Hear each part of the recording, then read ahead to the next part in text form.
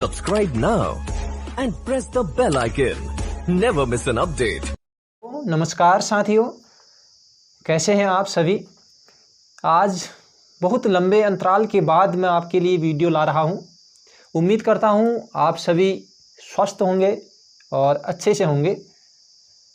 जैसे कि कई अभ्यर्थियों की डिमांड थी कि सर यूके SSC के एग्ज़ाम्स नज़दीक हैं, कुछ वीडियो लाइए। तो आने वाले एग्ज़ाम्स को ध्यान में रख मैं ये सामान्य अध्ययन की एक अजब गजब सीरीज लेके आया हूँ। उसकी आज ये पहली वीडियो होगी, जहाँ से उत्तराखंड समूह गौ में 30 नंबर के प्रश्न पूछे जाते हैं, है ना। तो उम्मीद करता हूँ ये सीरीज आपको ज़रूर पसंद आएगी, और यदि अच्छी लगे तो चैनल पर यदि नए होंगे तो सब्सक्राइब करना है ना, और वीडियो को अपने दोस्तों में शेयर ज़रूर करें। लाइक तो आप ज़रूर करेंगे, है ना, और कमेंट ज़रूर करना, ताकि मुझे भी पता चले कि मैं जो ये कार्य कर रहा हूँ ये किस हद तक सही जा रहा हूँ, है ना। तो चलते हैं बिना देरी किए हुए आज की इस वीडियो पर। चलिए, सबसे पहले हम बात कर लेते हैं प्रमुख वाद्य यंत्र की। ठीक है, प्रमुख वाद्य यंत्र व उनके प्रमुख वादक। ठीक है, प्रमुख जितने भी वाद्य यंत्र हैं उनके जो मुख्य वादक हैं उनके बारे में बात कर लेते हैं पहले। ठीक, ऐसे ही बहुत अच्छे अच्छे टॉपिक मैं कवर करने की कोशिश करूँगा, और इनको याद कैसे करें, जैसे कि एक बार में ही हम पढ़ के उसको ध्यान में रख लें। ठीक है, तो इस तरीके से मैं बताने की कोशिश करूँगा। आपको ये तरीका अच्छा लगेगा तो ज़रूर आप लोग बताना कमेंट में। ठीक है, चलिए सबसे पहले हम बात करते हैं हरिप्रसाद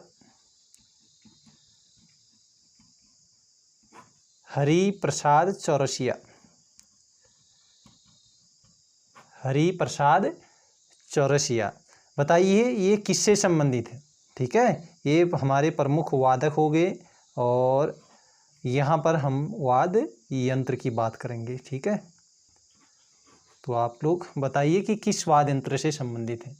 अगर आता है आपको तो बहुत अच्छी बात है। ठीक है, नहीं आता है तो आपको आगे से हमेशा के लिए परमानेंट बन जाएंगे। ठीक है, चलिए, तो हरिप्रसाद चौरसिया किससे संबंधित हैं, ये हैं, बताइए किससे संबंधित हैं। जी हाँ,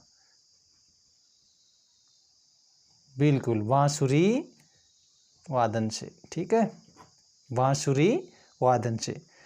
अब इसको हमेशा हमें कन्फ्यूजन हो जाता है, हमेशा के लिए परमानेंट कैसे करें।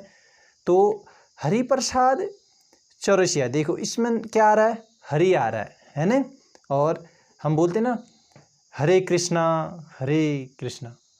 ठीक है नहीं, तो हरे कृष्णा, कृष्ण भगवान, कृष्ण जी कौन से वादन को बजाया करते हैं। ठीक है, कौन से वादन से ज़्यादातर संबंधित हैं, तो बांसुरी वादन से, है कि नहीं। तो हरि किससे संबंधित हो गए, बांसुरी वादन से। ठीक है, इसी तरीके से हम पढ़ने की कोशिश करेंगे। भले ही आप लोगों ने आगे पढ़ा है ना, लेकिन वो क्या होता है कि समय आने पर हमें वो चीज़ें ध्यान में नहीं आती हैं, थोड़ा सा कन्फ्यूजन होने लग जाता है ना। तो अब इस तरीके से पढ़ेंगे हम कि हमें कन्फ्यूजन कभी लाइफ में हो ही ना। ठीक है, तो हरिप्रसाद चौरसिया यानी कि हरे कृष्णा हरे राम बोलते हैं ना, तो हरे कृष्णा, कृष्ण किससे संबंधित हुए, बांसुरी से, तो हरिप्रसाद चौरसिया बांसुरी वादन से हो गए। ठीक है, ऐसे ही अगला नाम आता है शिव कुमार शर्मा। आप राइटिंग पर ज़्यादा ध्यान ना देना। ठीक है, तो आप लोग चीज़ें क्या हैं इस पर ज़्यादा ध्यान देना। ठीक है, आपके रिलेबल चीज़ें हैं तो आप लोग उनको अवश्य लेना। ठीक है, तो शिव कुमार शर्मा किससे संबंधित हैं, जी बताइए। चलिए, जी हाँ, संतूर। ठीक है, ये है संतूर वादन से। ठीक हो गया, शिव कुमार शर्मा किससे संबंधित हुए, संतूर से। शिव शंकर, बोलो एक बार बोलो, चलो मेरे साथ, शिव शंकर, ठीक है, शिव शंकर, ठीक है। भले ही ये वाला सौ नहीं आता है उसमें, ठीक है, शंकर में हमारा सौ ये वाला आएगा, है ना। तो लेकिन हम फिर भी इसको रिलेट करेंगे कहीं ना कहीं, ठीक। तो शिव शंकर, सौ संग आ रहा है तो संतूर, शिव संतूर, ठीक है। बोलो शिव संतूर, शिव शंकर बोलते हैं ना तो शिव संतूर बोल देंगे हम, ठीक हो गया। ये भी आ गया ना समझ। चलिए बढ़ते हैं आगे। अब आते हैं हम बिस्मिल्लाह खां। ये तो हर किसी को ही आता होगा, है ना। बिस्मिल्लाह खां, बिस्मिल्लाह खां किससे संबंधित हो गए? बताइए। शहनाइयों की, है ना। तो ये क्या हो गए? शहनाई वादक, ठीक है। शहनाई, शहनाई, शहनाई वादन से संबंधित हो गए हमारे कौन? बिस्मिल्लाह खां। ये तो आता ही है हर किसी को, ठीक है, इसको ज़्यादा रिलेट करने की आवश्यकता है नहीं। अब आगे बताओ। अब आते हैं शिव कुमार शर्मा। यहाँ भी शिव आए थे, है ना, तो अभी इसको समझाता हूँ। शिव कुमार शर्मा ये किससे संबंधित है? शिव कुमार शर्मा हैं, ये किससे हैं? ये भी संतूर, देखो यहाँ भी शिव आगे, सॉरी शिव कुमार शर्मा तो हमने 2 बार लिख दिया, चलिए कोई बात नहीं, ठीक है। शिव से एक 100 से और थे हमारे, ठीक है, तो उनका नाम मैं लिखना चाह रहा था। वो हैं रवि शंकर, ठीक है, रवि शंकर, ठीक। तो ये मैं लिखना चाह रहा था, रवि शंकर, ठीक। अब यहाँ शिव शंकर, इसमें कन्फ्यूजन मत होना। और रवि शंकर ये संबंधित है हमारे सितार से, ठीक है। रवि यहाँ भी लास्ट में रो आ रहा है, यहाँ भी फर्स्ट में रो आ रहा है, और यहाँ भी लास्ट में रो आ रहा है, ठीक है। लेकिन संतूर में भी लास्ट में रो आता है, ये कोई कॉन्सेप्ट नहीं हुआ, ठीक है। तो अब इसको कैसे? रवि, ई की मात्रा आ रही है ना यहाँ, छोटी छोटी की मात्रा आई, जिसमें रवि शंकर में छोटी की मात्रा आई, यानी कि छोटी की मात्रा वाला सितार रवि शंकर वाले, ये किससे संबंधित होंगे? ये सितार से संबंधित हुए, ठीक। आगे समझ में है ना। तो रवि में ई की मात्रा आई, तो यहाँ भी 100 में जिसमें ई की मात्रा आई वो वाले हो गए रवि शंकर। ये शिव कुमार वाले शिव शंकर, शिव शंकर, ठीक है। तो ऐसे ध्यान रखना, ठीक हो गया। अगला आते हैं जाकिर हुसैन, ठीक है, जाकिर हुसैन। जाकिर हुसैन किससे संबंधित है बताइए? जाकिर हुसैन संबंधित है तबला से, इसको भी रिलेट करने की आवश्यकता नहीं है। जाकिर हुसैन हम जानते हैं, जाकिर हुसैन किससे संबंधित है? तबला। एक बार बोलो चलो, जाकिर हुसैन किससे संबंधित है? तबला से, ठीक है। जाकिर तबला, आ जा, है नहीं, तबला जाकिर, ठीक हो गया। चलिए अब आते हैं सीधे किशन महाराज पर। किशन महाराज, किशन महाराज किससे संबंधित है? ये भी तबला, महा तबला, महा महाराज तबला, ठीक है। तो जाकिर हुसैन और किशन महाराज, जा ला, ठीक है। आ की मात्रा यहाँ भी आई, या की मात्रा यहाँ भी आई, आ की मात्रा यहाँ भी आई, आ की मात्रा यहाँ भी है। थोड़ा सा रिलेट करने की कोशिश करेंगे, 1-2 बार पढ़ लेंगे तो अच्छे से हमेशा के लिए कंफर्म हो जाएंगे, ठीक है। कहीं कन्फ्यूजन नहीं रहेगा, वीडियो देखने के बाद कहीं पर भी नहीं रुकोगे आप, ठीक है। चलिए एक नए नाम हैं राम नारायण, ठीक है, राम नारायण। राम नारायण किससे संबंधित है? ये हैं सारंगी से, ठीक है, सारंगी, ठीक है। राम नारायण ये किससे संबंधित है? सारंगी। रोमा की मात्रा, सौमा की मात्रा, सारंगी, ठीक है। राम नारायण सारंगी, सारा, सारा, ठीक है, सारा याद रखना, सारा। इसके लिए क्या ट्रिक हो गई? सारा, सारंगी, ठीक है। और कहीं पर भी सा नहीं होगा, देख लेना, सारा। चलिए अब आगे बढ़ते हैं। हरिप्रसाद चौरसिया हो गए। अब आते हैं अमजद अली खां। ठीक, अमजद अली खां, यहाँ से 1 नंबर का पूछा जाएगा, इसी ध्यान देना। ठीक है, अमजद अली खां ये किससे संबंधित है? अमजद अली खां, बताइए। सरोद। ठीक है, ओ है, सौ। ठीक है, ऐसे ही आ में क्या आ रहा था? जैसे रा सा। ठीक है, नहीं, जा तबला आ रहा था ऐसे ना, तो ऐसे ही सरोद वादन और। ठीक है, सिंपल। अमजद अली खां सरोद वादन से संबंधित हैं। ठीक, इसमें कोई मात्रा यानी कि इस पहले वाले 100 में जिसमें अमजद में आ रहा है ना, तो 100 में यहाँ भी कोई मात्रा नहीं होनी चाहिए। पहला शब्द जिसमें कोई मात्रा नहीं, वो क्या है? सरोद वादन। ठीक हो गया, थोड़ा सा रिलेट करने की कोशिश की है मैंने। ठीक, और कौन बचा बताइए? रविशंकर हो गए, है ना।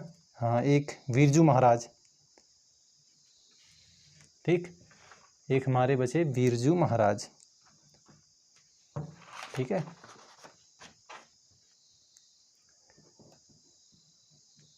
बिरजू महाराज। बिरजू महाराज बताइए किससे संबंधित है? बिरजू महाराज हैं एक कथक नृत्य से संबंधित है। ठीक है, ये कोई वादक नहीं है, ये कथक नृत्य से संबंधित है, थोड़ा सा अलग है। ठीक है, तो बिरजू महाराज, इस चीज़ का ध्यान देना। ठीक है, ये हो गए। चलिए, तो बहुत एक बार देख लो, थोड़ा सा रिवीजन हो जाएगा, है ना। 1 नंबर तो पूछा जाएगा यहाँ से पक्का। ठीक है, तो 1 नंबर के लिए आप लोग ज़रूर इसको तैयार रखिएगा। ठीक,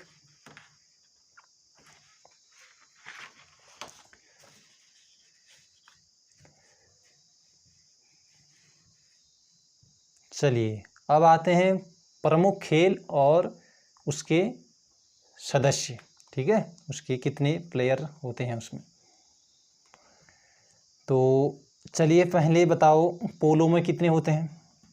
आज थोड़ा सा धीमे चल रहा हूँ मैं आज, क्योंकि पहली वीडियो है ना।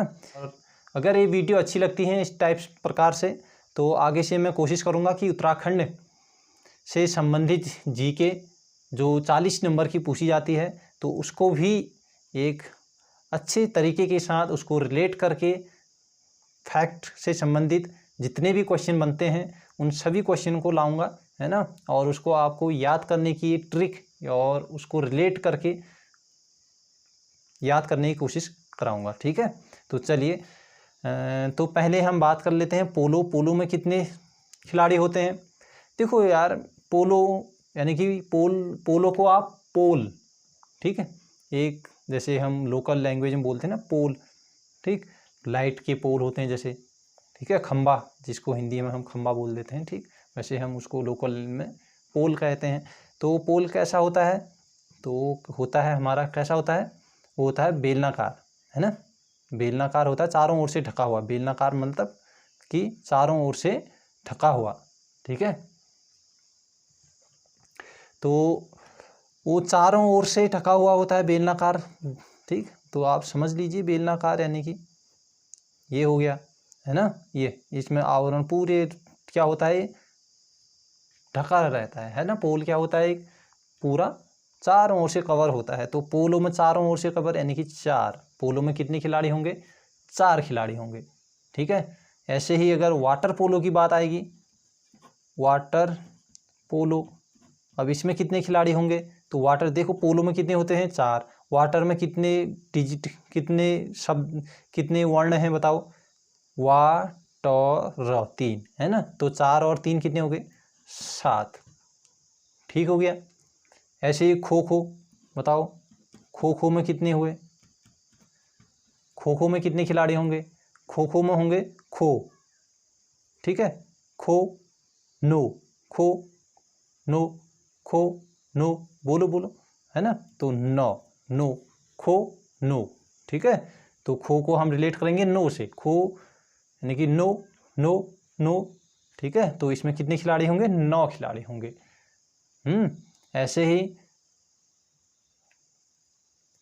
बेसबॉल में बताइए, अब बात कर लेते हैं बेसबॉल की, ठीक है। बेसबॉल में कितने खिलाड़ी होंगे बताओ, ठीक है, बेसबॉल में भी 9 खिलाड़ी होंगे। अब इसको कैसे रिलेट करेंगे, बेस यानी कि अपना बेस बनाओ पहले, ठीक है। 2 डिजिट नंबर में जाने से पहले अपना बेस बनाओ। तो 2 डिजिट यानी कि 2 डिजिट 10 होता है, 10वां पहला डिजिट, 2 डिजिट का नंबर कौन होता है, 10 होता है, 10 होता है ना। तो उससे पहले अपना बेस बनाना है भाई, ठीक है। तो बेस बना, उससे पहले कौन सा हुआ, 9 हुआ, ठीक है। इसको ऐसे रिलेट कर लेना, बेस बनाओ, ठीक है। 2 डिजिट में जाने के लिए पहले क्या बनाना है, बेस बनाना है। तो बेस यानी कि बनाना है, तो 2 डिजिट से पहले वाला नंबर क्या होता है, 9, ठीक हो गया। बेसबॉल भी कंप्लीट।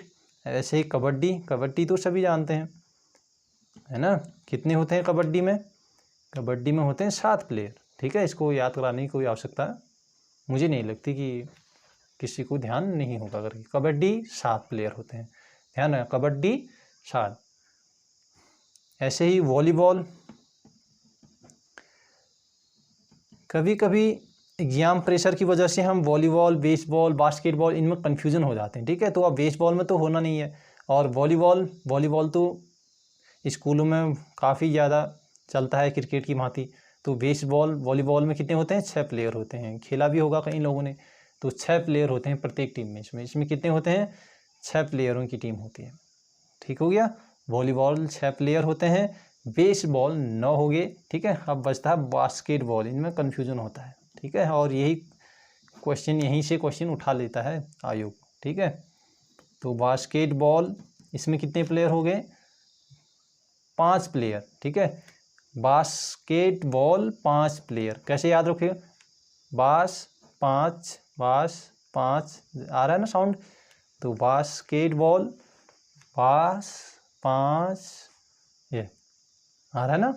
तो आपको ये तो ध्यान रहता है कि एक में 5, एक में 6, एक में 9 खिलाड़ी होते हैं, लेकिन बास्केट में 5 होते हैं या वॉलीबॉल में 5 होते हैं, ये चीज़ ध्यान नहीं आता।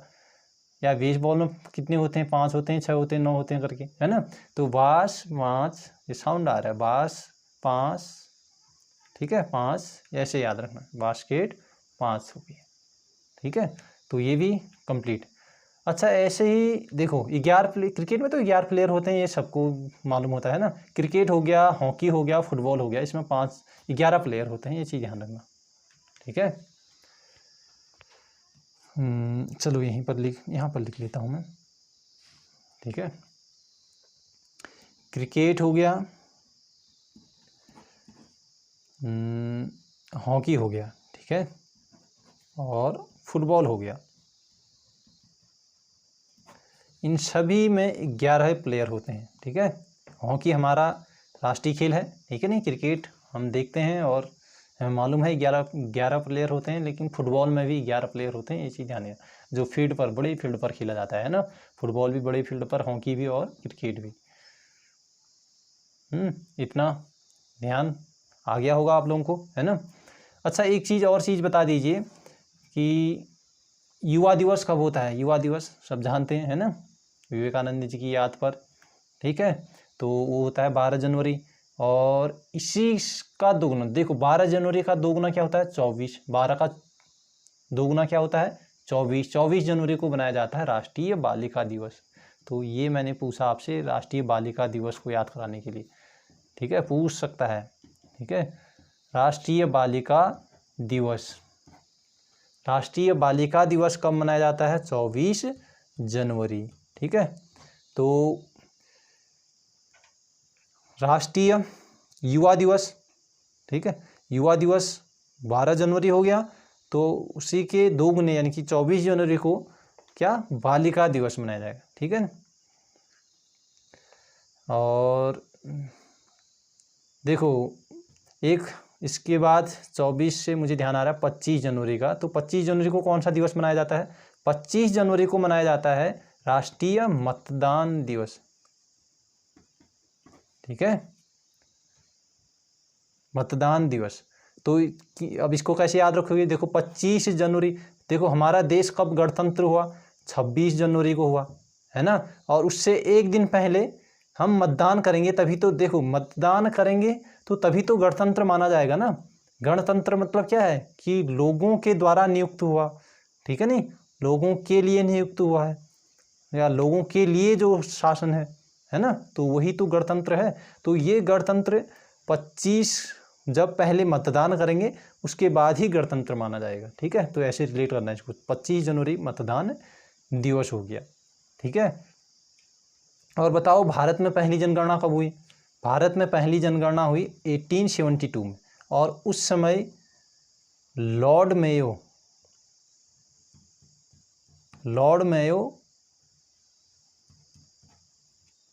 ठीक है, लॉर्ड मेयो वाइसरॉय थे, ठीक है। तो ये चीज़ ध्यान देना, इतना आ गया होगा समझ, मुझे जहाँ तक विश्वास है। तो हाँ, एक चीज़ और मैं आपको बताते चलूँ, और वो है राष्ट्रपति से संबंधित प्रमुख अनुच्छेद, ठीक है। राष्ट्रपति से संबंधित प्रमुख जितने भी अनुच्छेद हैं उसको बता देता हूँ, ठीक है। तो और आज का ये लास्ट टॉपिक भी होगा, राष्ट्रपति से संबंधित अनुच्छेद लिख लो, ठीक है, आर्टिकल, ठीक है, अनुच्छेद। तो देखो इसको याद कराने के लिए एक ट्रिक बताता हूँ मैं, ध्यान तो रहता है लेकिन एक कहीं ना कहीं कन्फ्यूजन हो जाता है कि कार्यकाल, राष्ट्रपति का कार्यकाल के बारे में कौन से अनुच्छेद में है, या फिर राष्ट्रपति की कार्यपालिका का प्रधान होता है करके ये किस अनुच्छेद में कहा गया है। तो ये थोड़ा सा कन्फ्यूजन वाले होते हैं, तो इसको हम थोड़ा सा रिलेट करके एक इसके लिए ट्रिक बना लेते हैं। तो उस ट्रिक से इसको याद करने की कोशिश करेंगे, ठीक। तो वो ट्रिक है हमारे पास, पका चुन का पुनर्योग,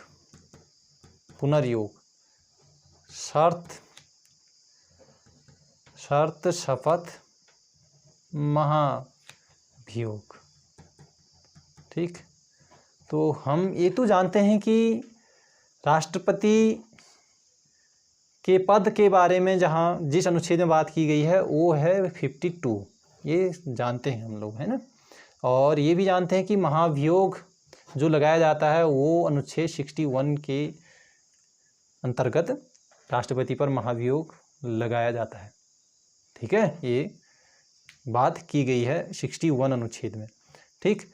और इसी के बीच में ही कार्यपालिका का प्रधान होता है, या फिर निर्वाचन नीति के बारे में बात की गई है, या फिर उसके चुनाव के बारे में, या कार्यकाल या शपथ के बारे में, या उसकी शर्तों के बारे में।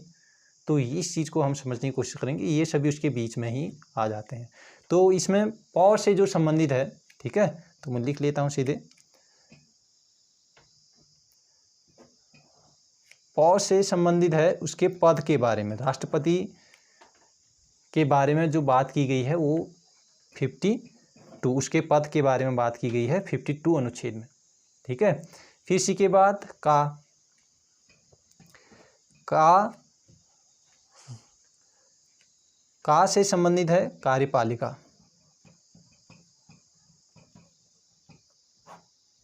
ठीक है। मतलब ये कि राष्ट्रपति कार्यपालिका का प्रधान होगा। तो ये बात की गई है का यानी कि 53, ठीक है। ये सीरियल वाइज चलेंगे।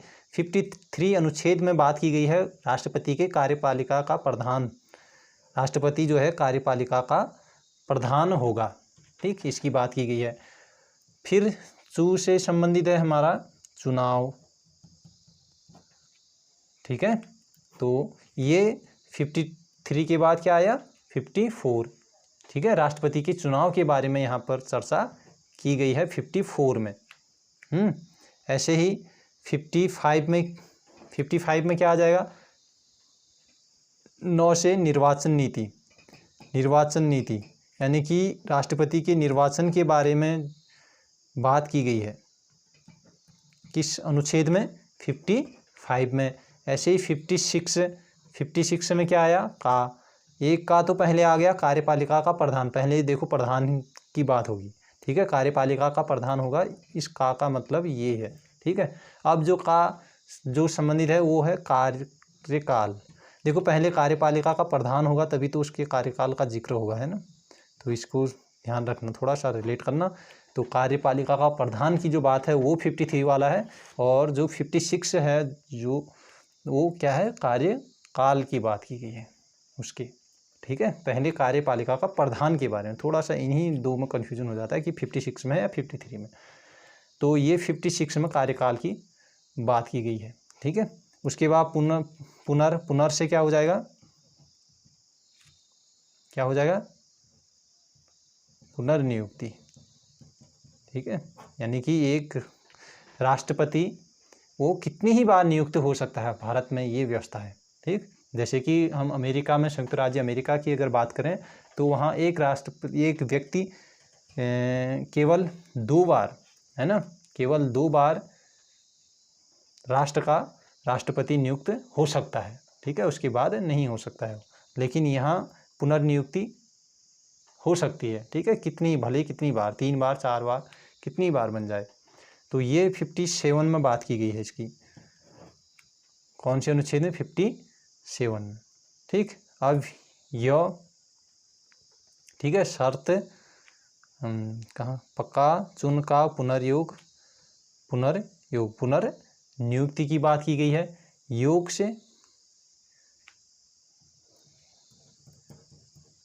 से उसकी योग्यता की बात की गई है, ठीक है। ये 58 में। आज मुझे मालूम है मैं थोड़ा सा धीरे चल रहा हूँ, ठीक है। तो आगे से और इसमें थोड़ा सा स्पीड लाएंगे हम। तो 59, इसके बाद क्या? 59 योग के बाद शर्त, राष्ट्रपति के लिए कुछ शर्तें रखी गई है, ठीक है। किसी के भी निर्वाचन के लिए कुछ शर्तें होती हैं, है ना। तो वो राष्ट्रपति के निर्वाचन के लिए जो शर्त होती हैं, राष्ट्रपति की नियुक्ति के लिए जो शर्तें हैं, वो 59 अनुच्छेद में रखी गई है। उसके बाद शर्त आ गया शपथ। फिर उसके बाद शपथ यानी कि 60, राष्ट्रपति के लिए शपथ है कि, है ना, कि जैसे कोई भी किसी भी चीज़ के लिए नियुक्ति होती है किसी की, तो उसके लिए एक शपथ ली जाती है। वो शपथ लेता है कि मैं ये अच्छे कार्य करूँगा, है ना। इस टाइप से शपथ दिलाई जाती है। तो ये शपथ की बात की गई है 60 में, ठीक है। शर्त शपथ। अब महाभियोग 61, ये तो जान ही गए हो आप, है ना। तो इसको इसी प्रकार से लिख लेना, ठीक है। पका चुन का पुनर्योग शर्त शपथ महाभियोग, 2-3 बार अगर इसको कहोगे तो हमेशा के लिए परमानेंट बन जाएगा। तो आज की क्लास को यहीं पर एंड करने की, तो आज की क्लास को यहीं पर समाप्त करेंगे। उम्मीद करता हूँ क्लास आपको अच्छी लगी होगी, और थोड़ा सा डिस्टरबेंस तो हुआ ही है ना, क्योंकि जो मज़ा ब्लैक बोर्ड या वाइट बोर्ड में पढ़ने में आता है तो वो थोड़ा सा लिख के समझाने में थोड़ा सा दिक्कतें ज़रूर होती हैं। तो मैं बहुत जल्द अपने मार्कर के लिए इंक की व्यवस्था करूँगा, और उससे पहले जब तक व्यवस्था नहीं हो पाएगी तो मैं इसी प्रकार से आप लोगों के लिए वीडियो लाने की कोशिश करूँगा। और साथ में मैं कोशिश करूँगा कि उत्तराखंड जीके को भी साथ में लेते चले जाएं, है ना, क्योंकि हमने जो भी पढ़ा है उसका रिवीजन होना बहुत ज़रूरी है। और मैं कोशिश करूँगा कि हर एक चीज़ को, बहुत छोटी या फिर बहुत बड़ी, हर एक चीज़ को एक अच्छे से उसको रिलेट करके पढ़ने की कोशिश करेंगे। कहीं ना कहीं उसको अपने जीवन से, अपने किसी भी क्षेत्र से उसको रिलेट करने की कोशिश करेंगे, ताकि वो चीज़ हमारी परमानेंट बनी रहे और हम भूलें ना, हमें बार बार रिवीजन करने की आवश्यकता ना पड़े, और हमें वो चीज़ परमानेंट आ जाए। और परीक्षा में अगर उस टाइप के कोई भी प्रश्न हम देखते हैं तो तुरंत हम ऑप्शन पर अपने क्लिक कर जाएं, है ना। तो चलिए, धन्यवाद।